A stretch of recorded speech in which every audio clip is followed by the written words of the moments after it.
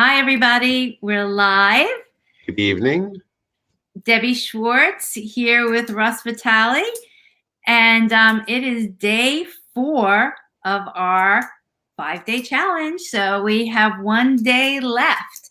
We're going to give people a little chance to come on because I don't see enough people yet. Oh, the numbers just jumped. So people probably started clicking on. And please say hello. Hi, Tammy. And I'm going to repeat my message. I'm sorry I repeat it every night, but Mindy will put in the comments the link. If you haven't already given permission, you only have to do it once. So the people who already have given permission, that's great. But if you haven't given permission and you want us to see your name and you want us to see your profile picture, which we like because then we start to know who you are, like I've now seen Tammy's name and face a few times, and Brian's, and Eve's, and Marie. So it's just nice to get to know you guys. So Mindy will put the link in the comments. And hi, Angela. And just click on it, say I give you permission, and then we can see your face and see your name. Okay, thanks, Mindy. Russ, you want to just tell people really quickly where you are? Oh, okay. Yeah, you might have noticed the scenery in the background's a little different, so I apologize. But yeah, I'm actually down in Delray Beach, Florida, trying to absorb some of the energy of the Super Bowl. So yeah, it was on my bucket list, so I decided that I'd make the trip. And it wasn't hard leaving freezing cold for 80 degrees today. So. Right. That's pretty nice. Okay, so day 4, this is about data. Let me switch and get this, share the screen with everybody. Oops, I have to do one thing. Sorry, I was one little thing.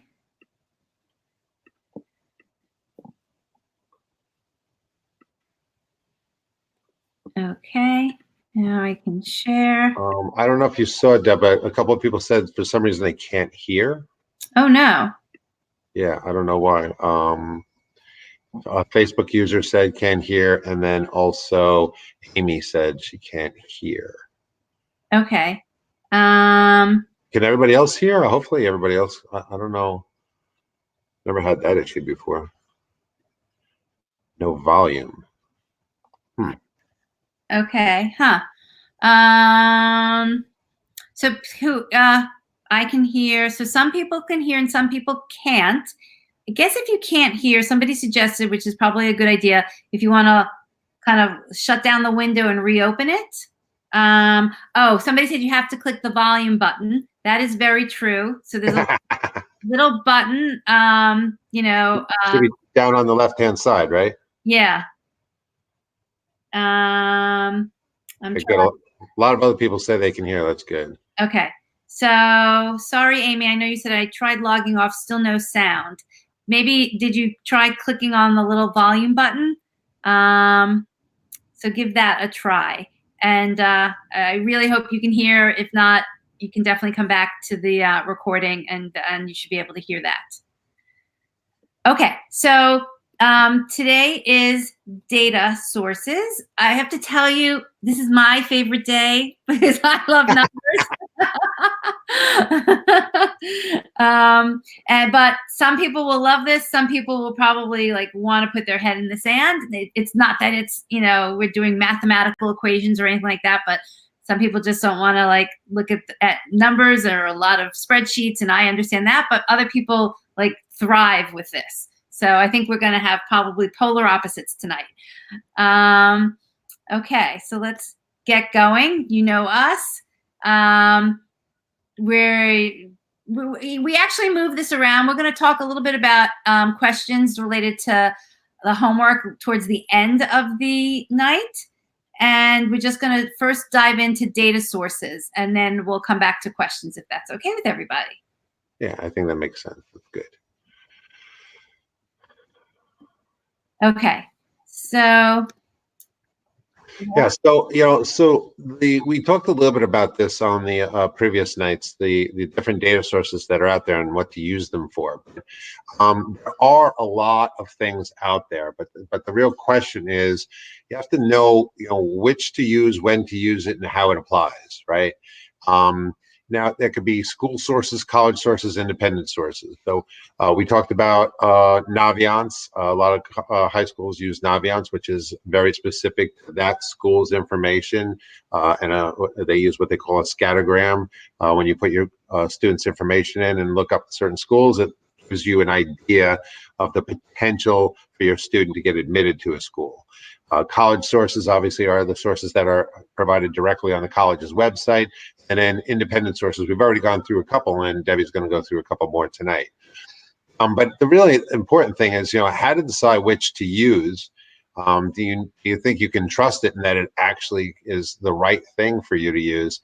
And then, also kind of what to look for versus what to ignore. And I probably should put something else in there. Also, how much to value it, because when you have the information come in, that's great. But we talked about this a little bit on the last two nights. You can't really take it as gospel or verbatim, like that's the way it's going to be. It'll give you an idea. It should give you more knowledge and intelligence to be able to act and move and be fluid and make decisions and ask maybe more questions, which happens a lot too.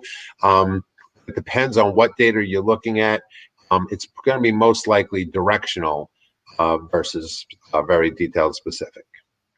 So Taryn asked, and I was going to ask everybody too. She is saying, do public schools typically don't use? It's actually Naviance. It's Navience. Navient is a different company related to student loans.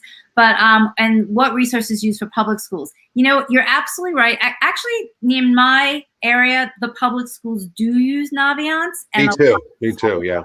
Public schools use Naviance. It is a district by district decision of whether or not they use it. Although I have heard the statistics that Naviance is in 40% of schools in the country. So it's obviously a big source that a lot of schools use. And I'm curious to know if people here, if their school does use it. There are some competitors that are starting to be used by schools. I know one is called SCOIR. It's actually spelled SCOIR. There's another one I've seen recently. I can't remember the name. But if you know the name of the system your school uses, it'd be interesting to put it here. If they don't use Naviance and a lot of schools don't necessarily use anything, so you're a little bit out of luck because they're not providing you that. That's again your school district's decision. But you're not completely out of luck because we'll show you some other data sources that you can use, but Naviance usually helps the school stay organized as well. Yeah, I mean, and so Debbie, if I could just for a second, so don't feel like you're at a loss if your school doesn't have Naviance, because I'm going to just be honest with you, I'm not a big fan of Naviance myself, and the reason I'm not is because yes, Naviance is better than nothing. However, can be very misleading, and it also, in my opinion, perpetuates what I call the herding mentality, right? Because Naviance is specific only to the high school that it resides in, that the database resides in. So the world that all of you are going to be getting into shortly is much, much bigger than just your high school. So it's directional, but it doesn't really take into account the whole country competitiveness. That's number one. Number two is, helps a little bit, but it can be misleading because, as an example, Naviance has nothing to do with affordability, as an example. Right. Okay, so yes, your child may have the potential to get in, but if it's still outside your price range, like we tried to teach you how to try to navigate and figure out, who cares if your child gets in, right? So the financial part never is addressed there. The other thing too is, it doesn't really tell you why that individual student got in. It could be athletic recruiting. They could have some kind of demographic that was attracted to the college. There could be a lot of different things that it doesn't assess for. Then, like I said, the last thing and biggest thing is I think it could give you a little bit of a false sense of security thinking that you're in a scattergram range that is comfortable, and not understanding that at the end of the day, all these colleges are incredibly selective, and they're not going to take 32 kids at one college from your high school, so it could be a little misleading too. So I actually, I don't think you're missing a whole lot if you don't have Naviance. But it is, I mean, to be honest with you, also a lot of guidance counselors use it because it's something versus nothing, and they don't know a whole lot about college. So it kind of allows them to kind of give you something, so they kind of check that box, and then they kind of put it back on you. And the other thing, just to make you guys aware on Naviance, is those scattergrams. It may not be all encompassing, meaning it doesn't necessarily have results of every student that went that from that school. So right. The results are only really based on what usually the guidance counselors have found out. So yeah, it's kind of like a self-reporting thing, correct? Yeah. So again, they're kind of fun to look at on one level, but I would take them with a grain of salt, because you'll never know if it has all the information about who applied and who got in. It just, the school doesn't have that information. Right. I mean, it's not unlike most other data sources in other industries too. I mean, if you look at some kind of stock, history kind of thing, I mean, that's nice, but that doesn't mean it's going to continue to go up 28% year over year kind of thing. So it's kind of the same kind of thing. So, little Friends here. Yeah, my daughter loves Friends. She's got all the paraphernalia too. So another Friends thing. Holy cow. Okay, we got a theme. So there's a ton of data out there, and I tell a lot of people all the time, sometimes, and I know you've probably heard this before, sometimes it feels like trying to take a sip of water out of a fire hose, because there's so much stuff out there, right? And a lot of people say that, they think they can do this whole college thing themselves, and some people can, that's fine. But no one data source applies to every single aspect and every fluid movement within your family, within dynamics, education, and all that kind of stuff. So it can help, but it also can potentially be misleading. So you got to be careful, like we said, how to use it. Also, the other thing is, we've been trying to talk to you up until this point of how to really go about doing these searches and getting real information, right? We've given you some data sources, and we're going to give you some more, but the best way is not to guess and not to go based on data output. It's really to talk to the schools themselves and verify and validate the data that you've learned about. So also, the last thing is what we talked about is too many people let the wrong things drive their research. Again, that's getting really back to the whole rating and ranking kind of stuff. And by the way, that's not something that's completely useless. I don't mean to say that. A lot of times I'll advise people, if your child's looking at a specific major, you can look at, Forbes and US World News Report and whoever else is doing, any kind of rating and ranking, but I wouldn't take the ranking of number 1 versus 10 too serious. But you could use it kind of to cross-reference. And if, 6 schools are on each of those lists, and they probably are pretty good in some capacity, however they're measuring that major, and maybe you want to give a little precedence to those types of schools. So I wouldn't use it on a verbatim, 1 through 10 ranking kind of thing. I would use it as just to see, are you looking at the right types of schools, and are there any schools that you've omitted that you should be looking at? So the thing about also data sources too is when you do it yourself, that it can be pretty time consuming, right? Because there's so many things out there, which one to use, and there's only so much time in your day. Obviously, I'm sure a lot of you have jobs and you have things that you want to do for your family, and maybe you want to have actually some fun in your life. So you can't all of a sudden become a college consumer of all this kind of stuff. So we have a lot of things that we're going to talk about a little bit at the end of tonight, but time tomorrow, to try to save a lot of this time, money, and effort on your behalf. But the data thing, you really want to make sure you're efficient with it if possible. And using the right sources is critical to getting the right decision, right? Because I don't know if any of you, I'm not a programmer, computer person, but I've heard this term multiple times. And it's in programming, there's this term called garbage in, garbage out, which basically means that if the code is not done correctly, you're not going to get the results that you would like to have. And it's very similar, the same kind of thing relative to the data. So you really do want to make sure that you're using the right data, that you vet out those data sources, that you also, that, you know, those data sources then apply to, again, your child, your family, and your mission goals that you're looking to achieve. Okay. So the major sources, there's really actually two major sources of data, like of raw original data. And the first is called IPEDS, IPEDS. It stands for the Integrated Post-Secondary Education Data System. And as you can tell from that name, it is a government source. So, because they always have to make it long and nonsensical. But every college that receives any sort of federal funding from the government has to, in return, provide data back to the government. So the government obviously has a storehouse of tons of data and tons of variables, and it's related to every college. But the problem is there's so much data, it's pretty complicated. Unless your profession is a data scientist, it's not going to be, you're not going to want to sit there and figure out how to actually find that data and use it.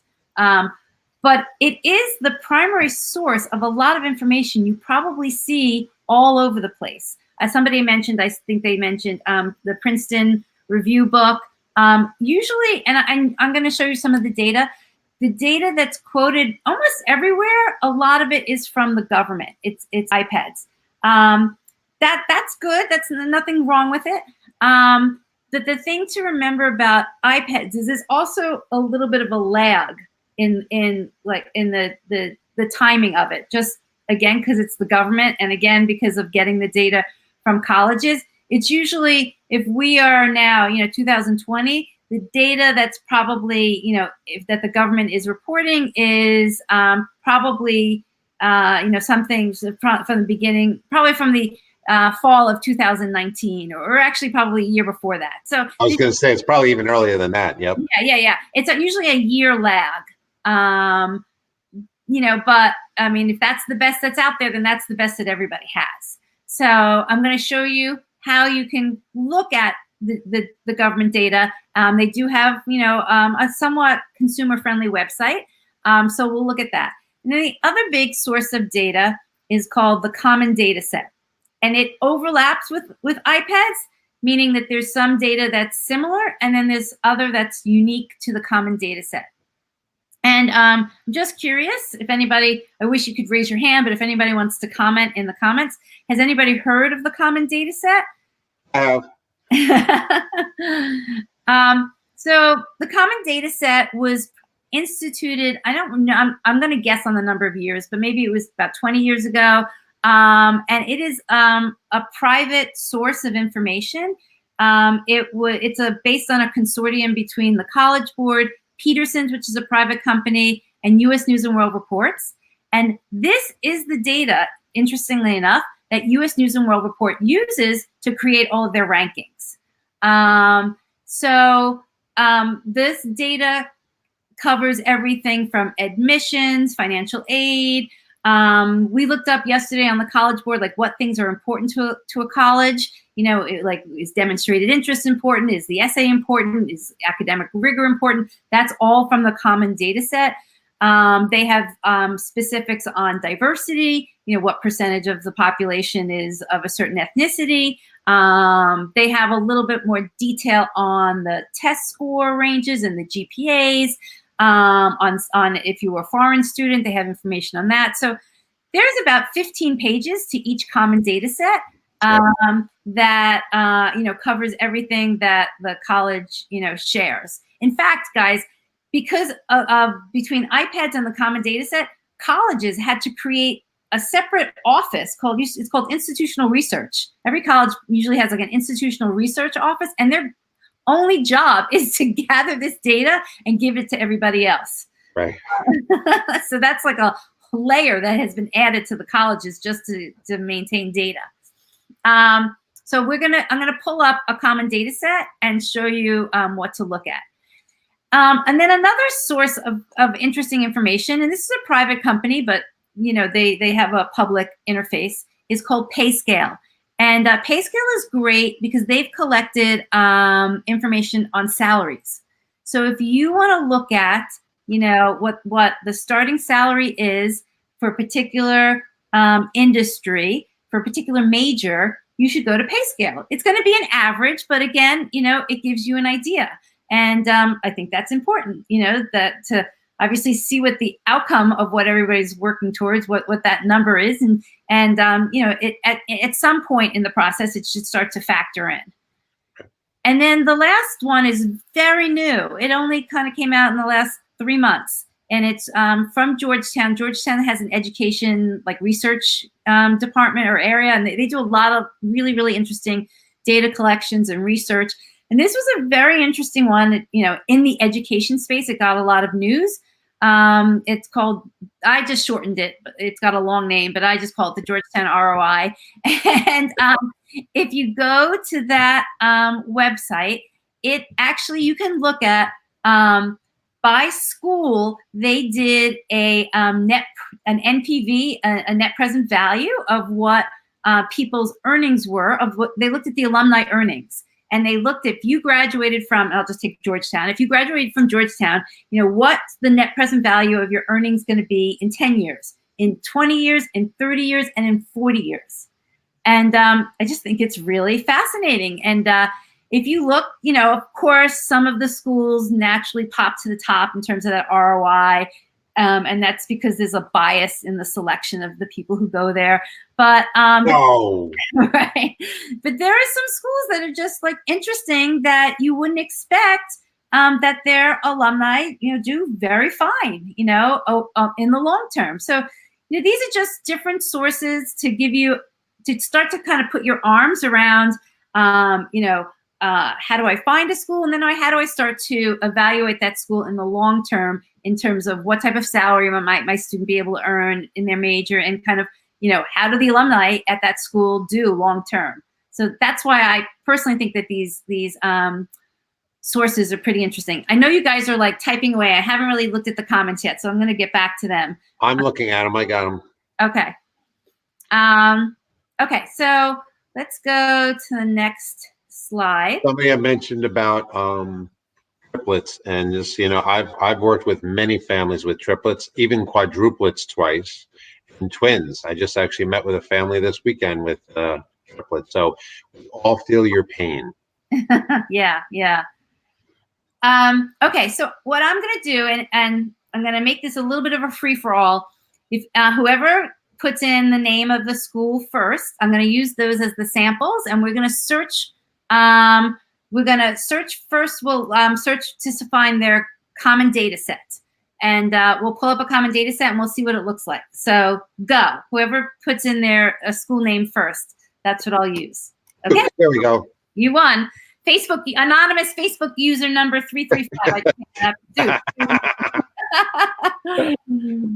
Okay. Let me switch my sharing.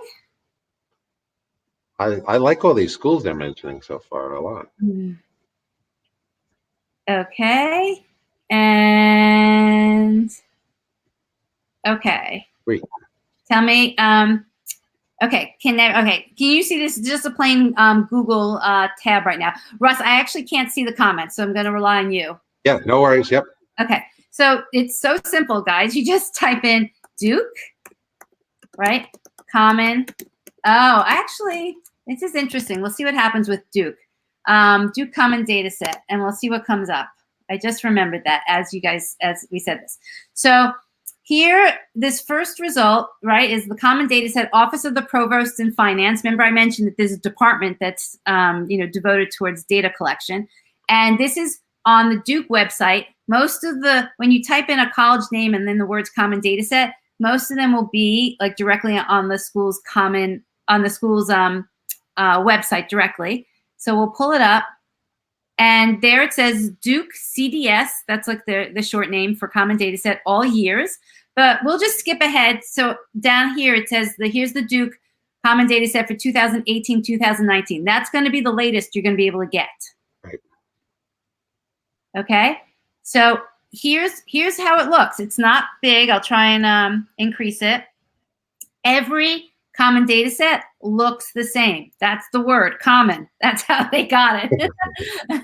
And obviously the reason why it all looks the same is, if just for collection purposes, they can, if you reference, section A1, everybody knows, what that means. So this is Duke's common data set. And we'll just scroll through. The top, as it says, is general information. I'll point out there's really, to me, only a few interesting sections.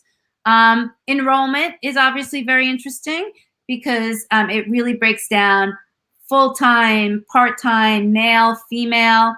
Obviously, if you want to understand how many graduate students there are versus undergraduates, this gives you an idea. Here's the section on diversity. It says, what they don't usually give the percentages. These are the raw numbers. So if you want to do calculations, you're going to have to do it on your own.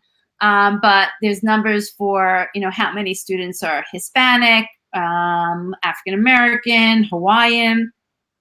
And then I'm just going to skip through some of it. I'm just going to bring you to the sections that I think are interesting. This is very interesting, although you can probably get this information elsewhere, but this is about the actual application admissions process. So how many students applied, and they break it down by men versus women, if you want to see that level of detail.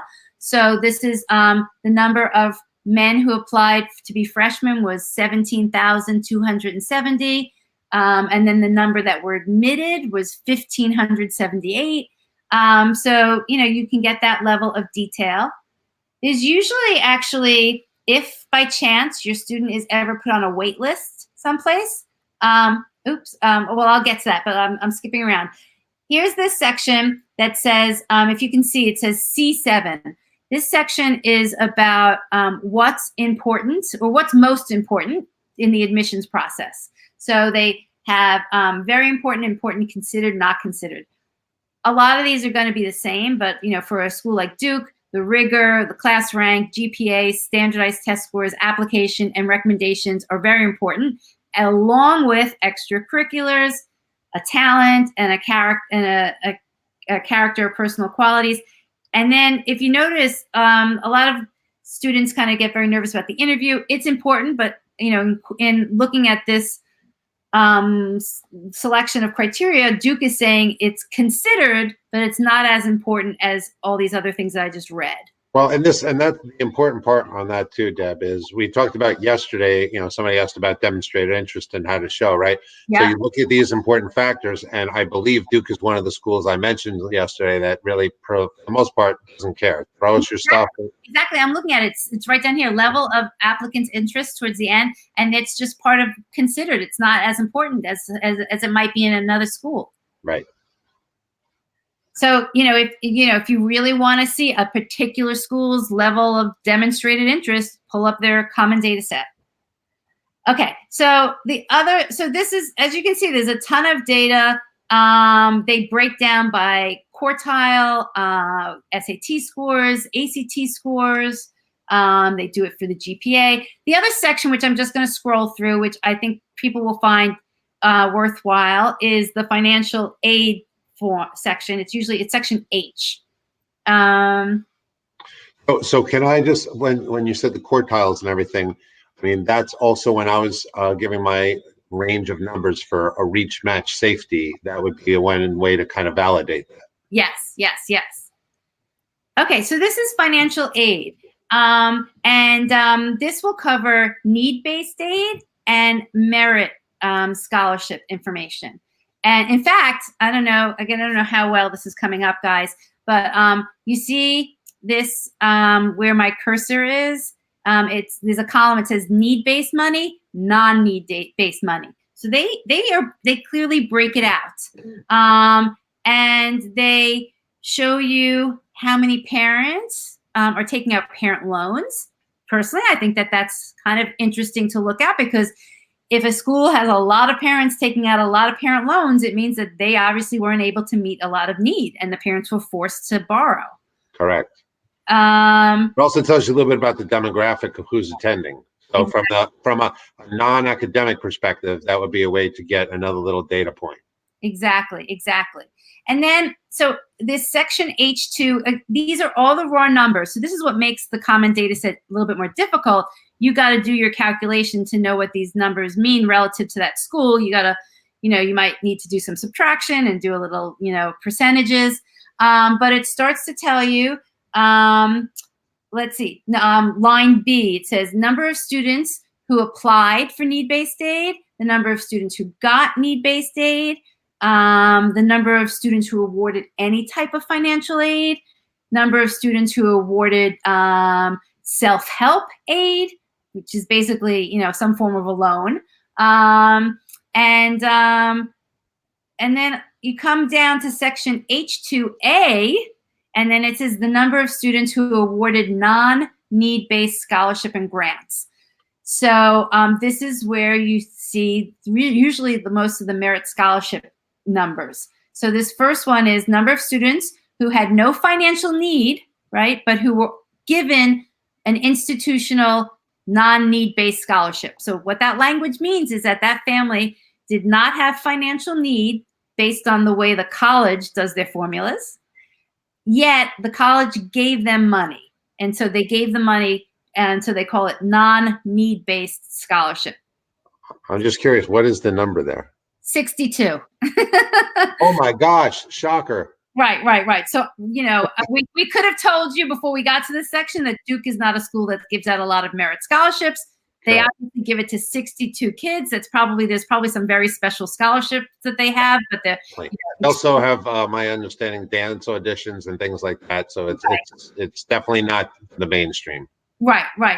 But that's, if I did the percentages, but I'm sure this is like 2% of the population of the students, are getting probably even less than that. Right, are getting merit scholarships. But this is how you start to find out. This, it's kind of the gold, in my opinion, is in the common data set. It just takes a lot of work. Right. Now, Deb, we have just one question was, and I don't know if it's worth, but I'll just say it asked if you can go back to the quartile information, explain how it's recorded. I'm not sure what we mean by explain how it's recorded, but sure, we'll pull it up for the SATs, ACTs. Right. I said quartiles, it's really percentiles. Let's see. Sorry, okay. I'm assuming when they say explain how it's recorded, they're just asking like you said, ACT, SAT, PA, whatever. Yeah. So this is in section C, and they basically break out. I don't know if you can see this, guys, but they break out by ranges of 100. So for the SAT, this is for the reading and writing section. They tell you what percentage of the students scored in that section. So 700 to 800, 83%, 83.5% of the students that go to Duke, that their score fell in the 700 to 800 range. Which is a whole heck of a lot. Right. And basically math too. Almost 89% of students at Duke, their math score fell between 700 to 800. So these groupings are in, groups of 100. So 700, 800, 600 to 699, 500 to 599. So I mean that's kind of the most the finest detail that's out there. No, that's good. And the same thing. Okay, here's the same thing for this is good information. I'm sorry, section right here. If you guys can see, they do break it out between 25th percentile and 75th percentile. So for the SAT, they're saying the 75th percentile was 770 for the reading and writing. So meaning obviously, anybody who got 770 and above, it's going to be considered in the 75th percentile at Duke. In the ACT, their composite score, the 75th percentile was 35. So, out of 36 folks, right? And 770 out of 800. So Right. But And just this is probably not shocking, but this is Right. showing exactly how selective and competitive this how school is. competitive, exactly. And here it even shows how narrow the range is. For the ACT, the 25th percentile was 33. Yeah. So, I mean, it means almost everybody in that school got a 33 and above. Right. So there's not much room to make, you get the idea of the type of student that they're admitting. Right. Okay. So that was the common data set. The good and the bad of the common data set. Let me tell you. So good, tons of detail, right? It can make your head spin, right? The bad is that to really look at the information, you have to go school by school. You have to kind of say, I'm going to look up, Boston College and Boston College common data set, because there aren't great sources that pull it together yet. So that's the bad. The other slight, I'll say this is like an in-between. It's like a neutral comment on the common data set. And actually, this kind of report relates to all the data that we've been talking about. All this data is self-reported by colleges. It just is, most of it is accurate, but there's definitely anomalies. And you're like, that just doesn't make sense. And you know what? It just doesn't make sense because they reported it wrong. Right. And they don't always come and they don't always fix it. Now, Deb, there was a question here, and I'm not sure if you know this. I'm assuming the answer, but I'm not sure. Somebody's asking about the ACT because they have the math and the English, but they don't specifically mention that part, the reading or the science. So I'm assuming they lump those together. It's a really good question. I'm not sure what they do about the science. Right. Well, math and science is usually going together, and then English and reading. Yeah. Actually, sorry, let me look at that. They have, for the ACT, they have the composites. That's all the sections, right? And then they break out ACT, math, English, writing. So they do break them out, but that's why I was thinking I've never seen the science broken out. Right. And also remember, there's a reading in English section in the ACT also.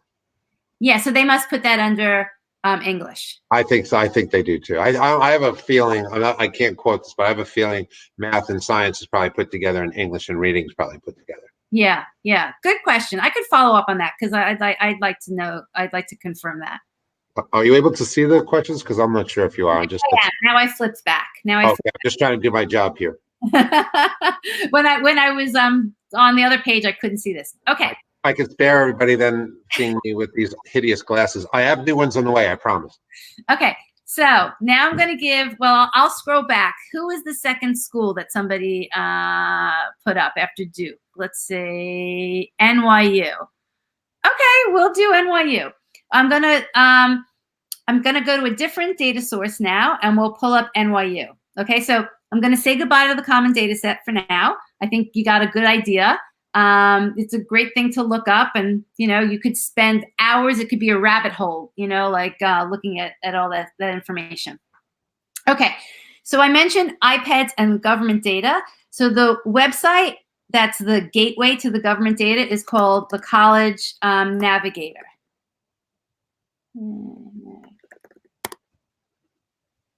Okay, and these links are in your homework. So College Navigator is the public-facing website for iPads data. Not pretty looking, right? It's the government. They don't really care that much about usability.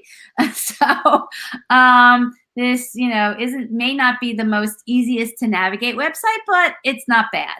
So you can do, just general searching here. You could put in different states that you're looking for, colleges. You could put in zip codes of how far away I want to be, from a location. You can put in the types of schools you're looking for: public, 2-year, 4-year. Okay, we're going to go to, and then, and you can also put in the specific college name. So that's what we'll put in here: New York University. And we'll just see what comes up. Okay, so it's the third one down, New York University. Again, not the prettiest. So, but this is, all data that the government has collected for NYU. And this is where you'll get information specific about like fees, what the tuition and books and supplies. This is kind of all the breakdown of what goes into the cost of attendance that you'll sometimes see on the College Board. The College Board gets a ton of their data from here. Most websites probably get 80 to 90% of their data from this from the government and from this source. You can look at the financial aid data here. Oops, sorry, this is probably not that big. It's interesting. It's not as detailed from the government as it is from the Common Data Set. But it tells you, obviously, like it will tell you the Pell Grants because it's coming from the government. It will tell you what federal grants are given out. It does not break down merit scholarships versus need-based aid. It lumps it together. The government doesn't ask that information. It doesn't ask those questions of the colleges, and so the colleges don't break it down. Which is a key negative to that. Exactly. Here's the interesting piece of information that comes from the government. It's called the net price, and in particular the average net price. So what the government does, and they take this. The other caveat to the government data, which I actually should have said earlier, is that all of this data is only based on information from families that have filled out FAFSA. That's the only way the government gets this data. So if you're a family that does not fill out FAFSA, your information is not going to be represented in this data. So what does that mean? So that means for a school that might enroll a lot of full pay students that decide never to fill out FAFSA, the information from IPEDS may not accurately reflect what's going on at that college. Right. Yep. So keep that in mind. And this goes back to Russ's original comment, and I would very much second that. This is all interesting stuff. I love to look at numbers, but truly take it as directional. Do not take it as gospel. Right.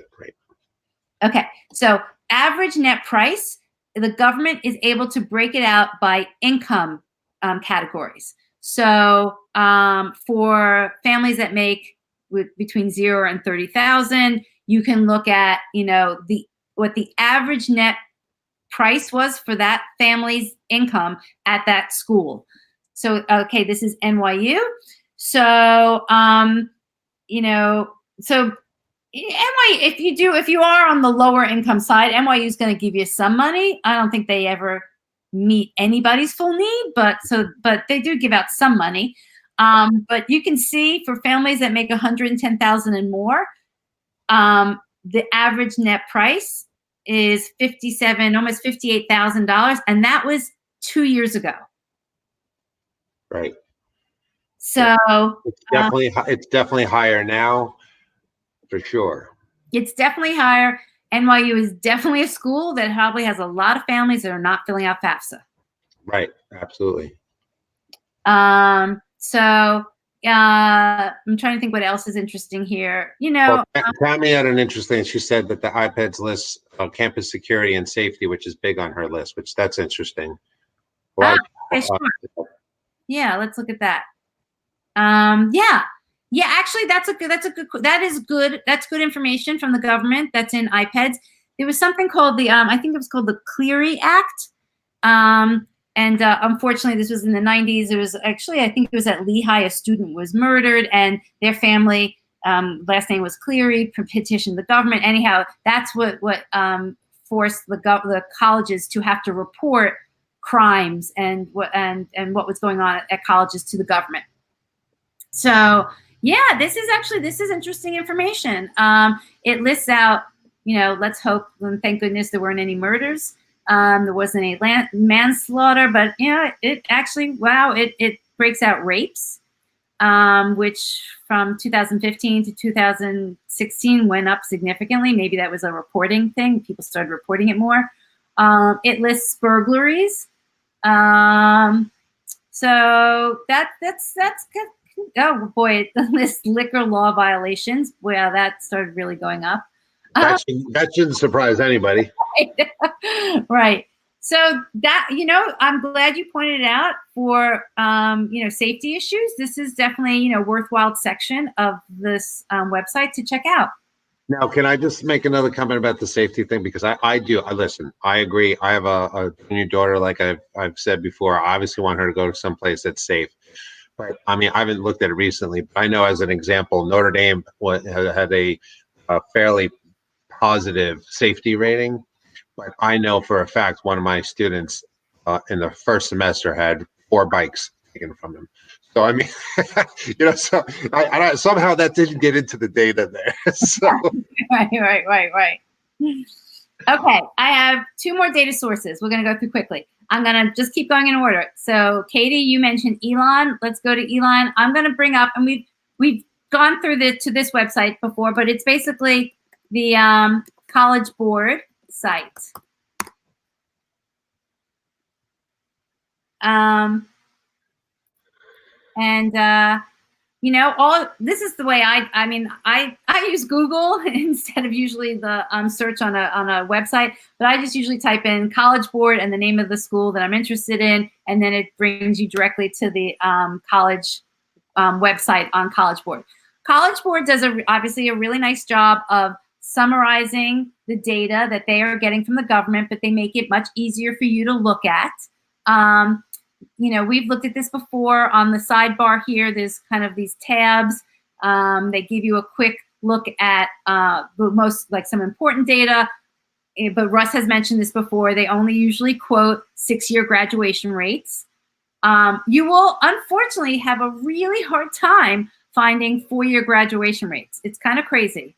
But you might sometimes have to call the school directly because there may not be a lot of data sources that will share the 4-year graduation rate. The other thing that's really good about the College Board is it shows you the deadlines. So, deadlines of admissions, if there's early action, early decision, what those deadlines are. So that's a good source. It also tells you much more about the tests, what's required, is like in this case, the subject tests are not required. But it would tell you that, if it was. So the College Board is good, for deadlines and test requirements. It's also an easy place to kind of look at all the majors at a school, so that's nice. And you can use their search function to kind of filter out these schools. Campus life, I think we looked at this before. It does a nice job. And then again, applying. It makes it a little easier to look at the SAT scores. So what's interesting, I just showed you the common data set. This is probably where they're getting some of this information from about the SATs, or actually I shouldn't say that. The SAT has their own information, so they're getting it from themselves. But they don't show a breakout of, or let's see, or do they? Oh, okay, they show a breakout of the ACTs. So, but they don't kind of break it out as neatly as 25th percentile and 75th percentile.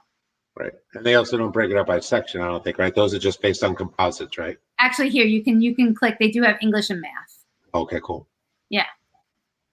So, and then we've been looking at a lot over the past few days, the paying section. So this is where you can get your, cost of attendance and some of the financial aid numbers, which are easier to read here, like percentage of need met, and the average, scholarship package and that type of stuff. So definitely, and I know you guys have been using it, definitely a good source. So I have one more source I'll tell you about. We're at like 50 minutes, just so you know. Okay. Oops. Sorry, guys. So I found all this stuff very interesting, but I found it very difficult to get to all the different sources of data, and because none of them really allow you to filter well or really make or compare things well. So I like to look at things like, I like to be able to start up here and then slowly filter down to, get to the schools that I'm interested in. And so a few years ago, I compiled personally all of the information from the government, and I had to license the information from the college, from the Common Data Set, all into, and I put it into one spreadsheet, and I've also compiled other data, and I personally find it really much easier to deal with it this way, because you can, within a few, like boom, boom, boom, you can filter, you can sort, you can compare, and you're down to the schools that you're interested in. So I'm just going to quickly pull that up, and I'll show you how I use it. So it's the college data spreadsheet. What I've also done is I've taken the pieces of data that I think are most important from the different sources. So you're not looking through a lot of data that may not really be that helpful for you, and it kind of just gets in the way. So this is a spreadsheet of probably close to 1,800 schools. And you can filter it, you can sort it however you want. I'll give you the one example. This is how I used it initially for my own daughter. This was a few years ago. She was dead set on going to a school in California. So easy enough. I said, okay, I'm going to just pick, sorry, let's see. Oh no, it's not letting me, it's not working. I think my computer is overloaded, to tell you the truth. Oh, I know, sorry, I'm on the wrong tab. Sorry. Okay, here we go. So I picked all the schools that were in California. Boom. So, we're still seeing College Board. Oh my gosh, sorry guys. Sorry, thank you, Russ, for telling me. Okay, I didn't switch over. Okay, hold on. All right, so Taryn's asking what your profession was before this. She said financial services, right? Well, I was going to save that for the end, but you can tell that she really likes the data. That's why she's doing this instead of me. Okay. So sorry, guys. So this is the whole spreadsheet. It's got different sections. I just color coded it so that the color kind of denotes the data is all similar. There's the orange, green, gray. You can kind of scroll through. But okay, so I started saying that I used it to show my daughter the schools that she might be interested in. You can easily filter. I just picked California because she was dead set on going to California. So now by just picking California, these are all the schools that are in California. And then what I did was I went to, there's a column here that is the 75th percentile for the ACT. Okay, so it just makes it really easy. So she had a 30 on her ACT, so I can now filter and say I'm going to choose all the schools that are, let's say, between 28 and 32. So I'm going to say, oh, I have to put in, sorry. Oh, I'm going to pick in a 32 and say all the schools that are less than or equal to a 32. I'll probably say 31 because that's really, and then all the schools that are greater than or equal to a 28. Okay, so now I filtered down all of those schools. And so what I did is I showed her, okay, these are the schools that you have probably the best chance of getting into, and they're in California. Now let's do all the other research that we've been talking about the past, few days. Another thing that I have in the spreadsheet is, whoops, sorry, I'm going around quickly, is what percentage of the students receive merit scholarship money and they didn't have any aid. So what then I would do is I sort that by descending order. So now I can see, I don't even really know this school, but Russ, do you know it? Biola University? Nope. No, okay, but it's in California and it's in the range and it gives 97% of the students, it gives it merit scholarships. Loyola Marymount University, 77% of the students receive merit scholarships. So I'm not going to go in any more detail, but that's kind of an easy way that you can use all of this data in a much easier format in this spreadsheet if you feel comfortable using Excel or something like that. And you can very, very, very quickly, drill down to schools that meet your financial criteria and meet your students' academic, the testing criteria. And then you take these schools and you dig further. So sorry, I went over. That's okay. Obviously, everybody knows how passionate you are about this. I mean, listen, also, it's tough to review data like when there's so many pages and so many layers of it. I mean, in a concise way that everybody can see what you want them to see. It's hard. Right. So, I think all those sources are great. But so, if you want, you can just finish up with letting them know the homework aspect, and then we'll. Yep. So the homework for tonight is the worksheet lists these data sources. So you have the link, and we put together a sample spreadsheet. You can actually click, there's a link in the homework that you can download a Google Sheet version of it, and you can tailor it however you want. We just kind of put the basic data that I think would be important that you guys gather. There might be more. And you should, use that Google spreadsheet, use the resources and the websites we gave you, and start looking them up and filling them in. And this really is the start of like what you're probably going to be wedded to for the next 10 months, There was a question, I don't know if you saw it, specific to your spreadsheet as to how often or if it's kept up to date. Great question. Yes, we update it whenever the original sources get updated, which quite honestly, the common data set is only updated once a year. It's updated over the summer, usually in the July-August timeframe. The government data usually gets updated twice a year, sometimes once a year. But when those updates happen, we update the spreadsheet. So people ask that question a lot, and it's a fair question. This isn't data that changes all the time. It just doesn't. It's just, it probably changes once or twice a year. The only reason that the government data changes twice a year is because of their processes of not really reviewing stuff fast enough. Right. Yeah, for sure. I'm sure. Okay, so that's the homework. Yeah. So I guess a couple things, because and Eva's asking a couple of questions, which makes sense. So I kind of somewhat half joked about the fact that he's doing this because she loves this data and she gets it. And I'm not a data person. I'm just not. I'm not saying I don't use some of it, and I do.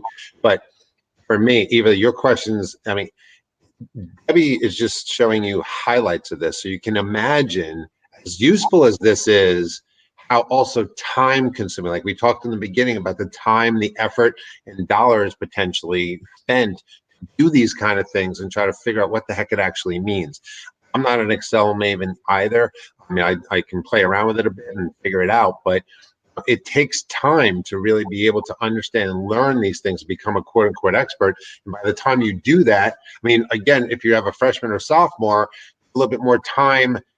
Not that you want to allot it towards this, but if you want to, you have more time to figure it out and kind of apply it. If you're in a junior family right now, you could play around with this, but you may not have time to look at all these data sources and vet those out. And so it can be a little bit, again, overwhelming. We're trying to not make it that by picking these four that we think are potentially most helpful, successful, also kind of crossing over a little bit. But again, the bottom line is this could be very time consuming and almost, as we've been talking about, just the iceberg compared to what you really may need in the whole process. Absolutely. So we're actually going to go, I mean, we did get a few questions, and, I apologize. I went over a lot today, but I think what we're going to do, and Russ and I talked about this earlier, is tomorrow is day 5. And the last day, the whole day. It's been so fun. It's not over. I feel like I'm bonding with all you guys. I think what we want to do for day 5, besides us kind of summarizing it, is we're going to take some questions that we didn't get to today. And if you guys have questions, please put it in the group, or if you want to email me or message me, that's fine. We're going to take all these questions and kind of see if there's themes and just kind of address as many, address what we can tomorrow. Yeah. But as Russ said, this is kind of like the tip of the iceberg. What we've kind of shown you, we've kind of scratched the surface. And every time I think you learn something new, you start to have more questions. And I think tomorrow is really very important. So each one of these is very important. But like we said, tomorrow is going to be kind of the summation of this whole thing to show you how, if you're finding this helpful, how you can actually take it to the next level, being able to get some really great advice, guidance, and help throughout your process. Because remember, we haven't spoken about essays, applications, application strategies, early action, early decision, regular rolling. We haven't talked about interviews. We haven't talked about class selection for high school students. We haven't talked about summer programs, which somebody put in there in the questions. We haven't talked about the specifics on how to fill out financial aid forms. We just high level some things. We haven't talked about standardized testing, which is a whole nother. So there's a lot of additional things we not possibly do in 5 days, but tomorrow we're going to give you some ideas and give you some ways to be able to address all those things in a really efficient way.